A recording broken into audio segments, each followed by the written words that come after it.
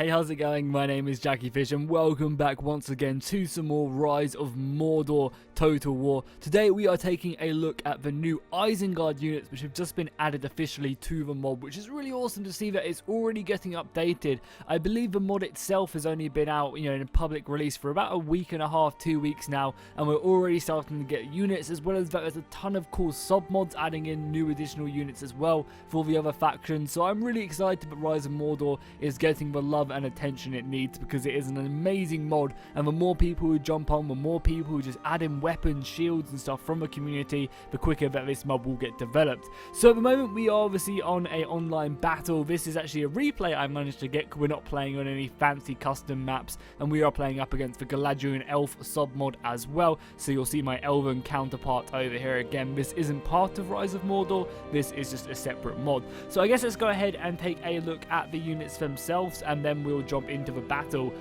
So first off, there's a new unit right here, the Uruk-hai Archers. So this is a lightly armoured Uruk force. You can see that they're mainly kind of consisting of a small body piece of armour. Then we have a lot of light armor. This unit kind of excels at being fast and maneuvering around the battlefield with that more kind of shorter composite bow compared to the heavily armored Uruk-hai infantry, which has that crossbow and will do a lot more damage to armor units. Then we just have the normal Uruk-hai units as well right here, and you can see it's getting a little bit jolty here and there. That's because that the low quality textures haven't been imported yet for the Uruk-hai. They're still working on them, so eventually the performance for the Uruk-hai and units like these will get better. I think at the moment they've only gone ahead and completed Gondor's low textures, so you'll see Gondor kind of are a lot more better when it does come to the quality and the game running really fast, which is cool. But they're doing that, because hopefully eventually once they've got it for all the factions, Attila will be able to run it pretty nicely and without too many problems, as Attila is known to have quite a few problems. So then if we take a look, we have the next unit as well, the Half-Orc Axes. Again, I love starting to see, the glimpses of Orc units in the game, and this is going to be one. You guys might actually remember this unit from Third Age Total War, as I remember using these badasses now and again. Heavy axe, well not light axe infantry I should say, but they'll pack one hell of a punch if they come up in the rear or side of enemy units with that huge axe. They'll swing that around pretty brutally. Again, fairly similar in their outform compared, or their uniform compared to the other Orc forces, just wielding that pretty gnarly axe. Then as we go back, we have this really cool heavy infantry unit right here, the White Hand Stormers, I believe, which was actually a part of one of the sub mods created for Rise of Mordor, and now this has actually been implemented into the mod itself, which is great to see. Again, they're taking these cool units and putting them into the overall mod just to give it more flavor. And this unit definitely reminds me of the Battle of Helm's Deep, when they're pushing up the battering ram at the gate and they have these huge shields kind of protecting it. This kind of definitely reminds me of that heavy infantry, and I love just the handprint on the front. Then obviously we have like the Berserkers. This unit was obviously already in the game itself, but you can see them right there, always looking really, really fierce. And there's also some Dunedain units as well. So yeah, you can see Isengard have got a ton of units. I think it's like 5 or 6 in total. So we actually have some Dunland units. Did I call them Dunedain? If I did, I apologize. We have some Dunedain, I just did it again, some Dunland units, some wild men. Again, these guys are going to be very lightly armored. They live off rocks in the mountains, so you're not going to see these guys heavily armored, but they're going to be quick and they're going to be able to, do some harassing, and they're really cheap as well, like really cheap, so you can spam quite a few of them to be your cannon fodder forces. Then we also have some horse riding skirmisher cav from Dunland as well. And I believe there is maybe one more unit, but I don't know if I've got it. I guess we'll just see later on if I do have it. So that's really cool to see that, there is going to be a bunch more units being added to Rise of Mordor. The more and more, it gets developed. And it's been kind of quick as well to add these guys into the roster as well. It's really not taken them too long to fill out Isengard a little bit more. So obviously, we're still expecting more units for Isengard until they are completely finished. I'm sure we'll be getting our hands on Warg Riders at some point, which will be really, really cool, getting Warg Riders into the mix. Maybe even some more heavy infantry and some medium tier infantry, because at the moment we do have light armor infantry with the new Uruk Scouts and the heavy infantry. Oh yeah, that was it, the Uruk Scouts. Where are they? Right here. Okay, cool. So some Uruk Scouts as well. I knew I was missing a unit. So again, this same sort of outfit, just with a shield and sword. So these guys are again much more lightly armored. These are kind of the Uruk-hai that we saw going from the Fellowship of the Ring, when they first took Merry and Pippin and were taking them back to Isengard. This was kind of the unit we first got our eyes on, whereas previous, where the Battle of Helm's Deep is more of the kind of medium to heavy infantry like these guys. Again, if you guys are interested, we'll quickly take a look at the Elven army before the battle does fully kick off. On the front line, we do just have some of the Galadriel sword infantry. As we continue to go back, we have some of the Galadriel two-handed sword. No, these are actually the archers. And these guys pack a punch from the battlefield. And then we do have the Galadriel two-handed swords. And I should mention as well that these guys obviously are not part of the Rise of Mordor battle. So here we go, the battle is getting kicked off now. Sorry, a bit of a long intro, but obviously, the main point of this video was to simply show off the new units and stuff. And I think we did a good job of that. So what units would you guys like to see first in the future? Do you want to see more Dwarven units? Do you want to see Mordor and Orcs? Or do you want to see Mumakil being added? Or Uruk-hai units like being added to the roster? Do let me know. I think kind of like Rivendell Elves would be really, really cool to see, as well as Rohan. A lot of people seem to really want to see Rohan, which is surprising. I didn't think Rohan would have been that high up in people's lists. Me personally, I want to see Mordor being added to the rosters and getting to see them trolls as well, because them trolls look beautiful. The design work that went into them was awesome.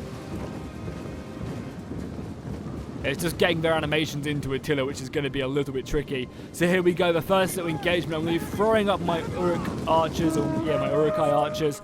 They're obviously nowhere near going to have enough range to deal with the elves, so I had to kind of get myself in. But, enough of these arrows will be able to push forward. You can see that we are taking a little bit of a pounding there from the elves over here. The elves are going to outrange us and do so much more damage.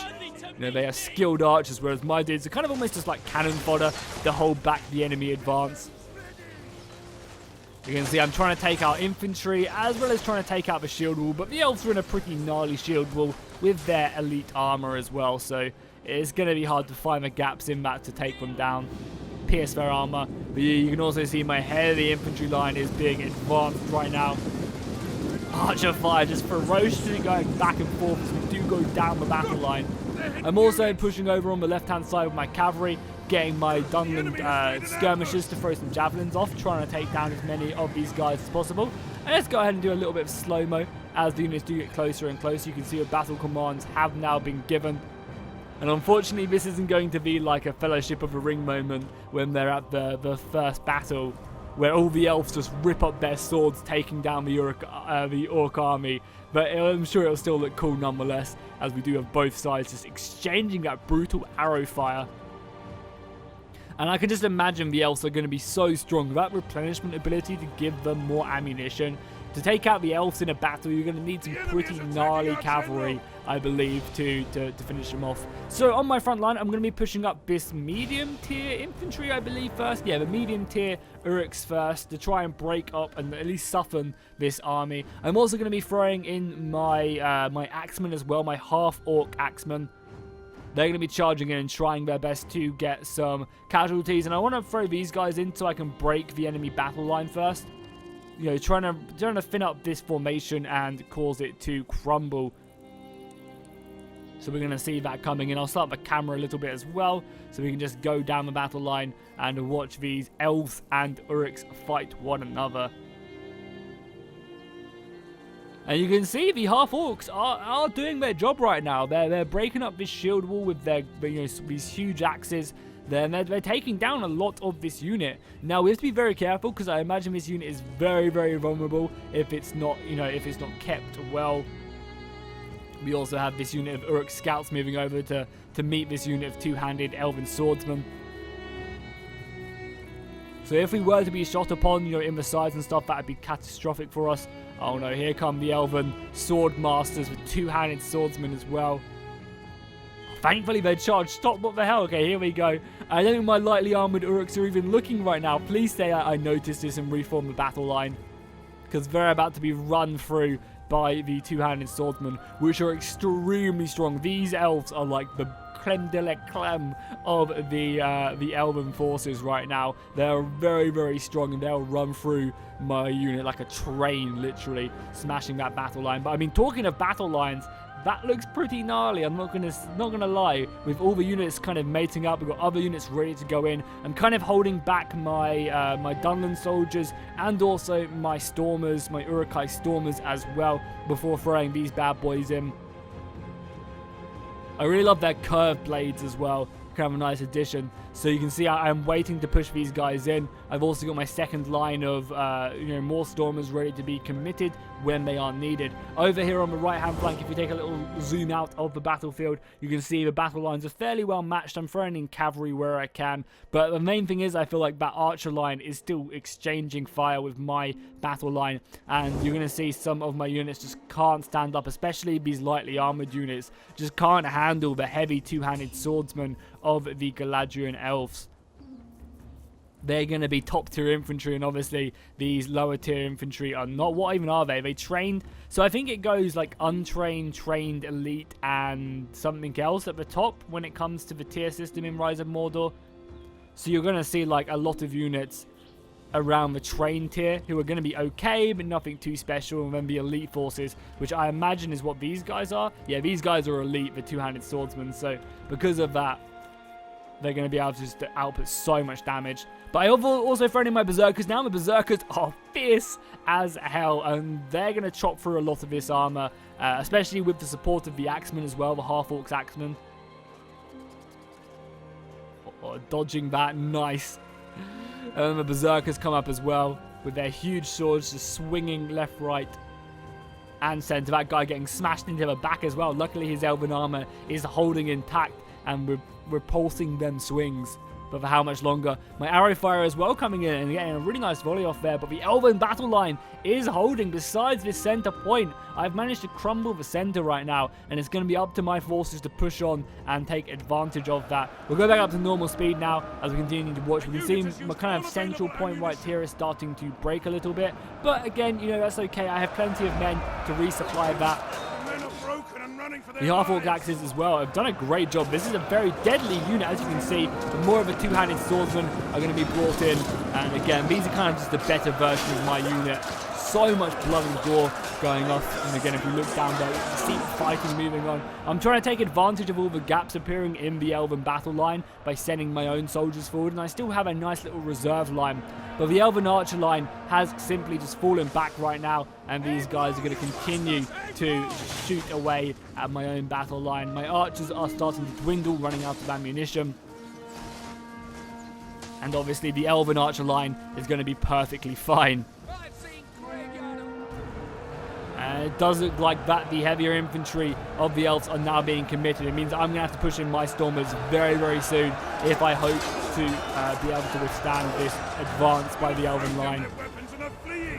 I believe as well we also outnumbered the elves in this battle by around about 2,000 soldiers.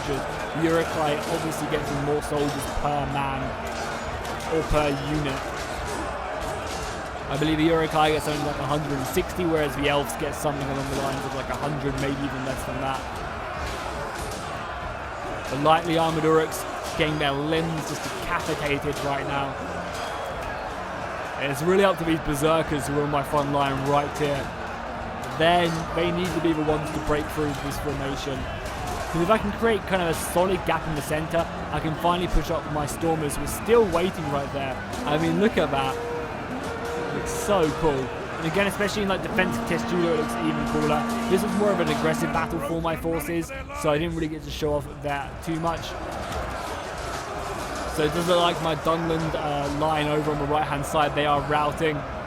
But I'm going to be pushing up these stormers now to be involved in the engagement and try and keep this unit at bay.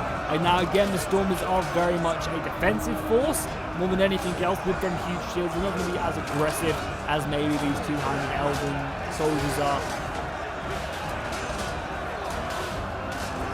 But they should be more than capable of at least putting up a good fight. And I love the mix of the shields. Like some of them are holding them like this, and then others have this little vision gap right here where they can actually look forward. Now, I mean, tactically Tactically, it's probably not the best idea to leave a huge gap around your head, but it looks cool nonetheless. And again, I guess if you are having this whole full body face helmet as well, you're probably going to be pretty decent. Especially because only your face really does stick out. If you look at the armor, the shield itself, only really your helmet sticks out of it, so it's not too bad. But I guess you do want your shield to be covering your vital points as best as you can. Taking a look at the grand scheme of the battle, all my forces have now been committed, but so have the elves. The elves do have their archer line still left remaining. But the balance of power itself is not looking good. Wow, the balance of power is looking awful. And the elves are really starting to push for advantage. I have gone ahead and stuck in my own archer force as well. They're basically just going to be thrown into combat and hoping for the best, really.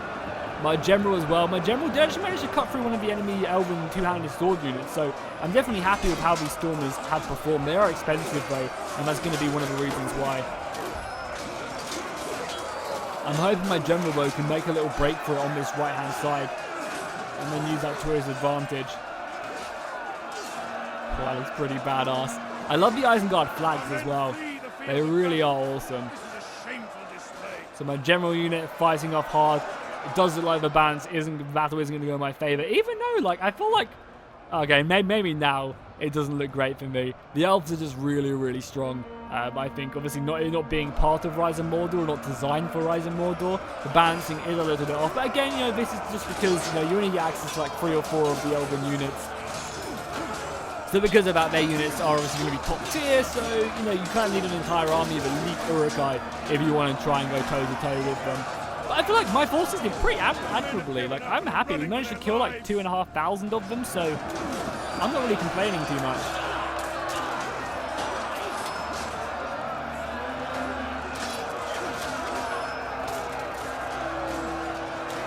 More and more soldiers being pushed into the fight. Some of my stormers are putting their heads down there, going home. They know Saruman is not going to be happy with them.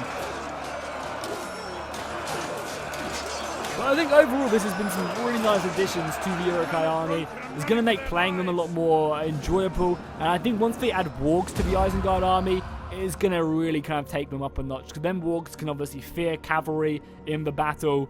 And be a really kind of more mobile unit and just kind of have that hard-hitting damage, which I'm really looking forward to myself. So let's take a look at the kills we jump out of the battle. Oh yeah, I totally forgot we were using Aragorn as well from the Galadriel Elves mod.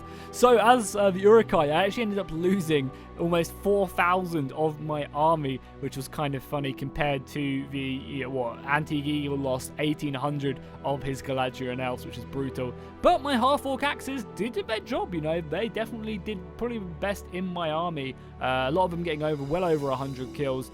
This one getting actually 142. Then we also have my White Hand Stormers, which I feel like I just maybe didn't use as effectively as I should. I kind of maybe should have sent them in first to tire up the enemy infantry, and then I could kind of maybe move in my weaker infantry when the battle is in my favor. So maybe that's something I will have to look forward to next time. Also, I probably should have got more berserkers, because look at that, 170 kills. Even my general getting over 100, which is kind of nice. And my archers didn't really do much, but again, they're pretty cheap. We can actually take a quick look, if you guys want to, at the units for the Isengard now. So they have, 5 units of infantry, the White Hand Stormers being the most expensive. Then we have the normal Uruk-hai infantry. Then we have the 2 new units as well, the half-orc axes and also the Uruk-hai scouts and the Dunland tribesmen. We also have some more archers and also the sappers. I should have brought the sappers. They're kind of like Nafatine units, which is kind of, I guess, to resemble them blowing up Helm's Deep.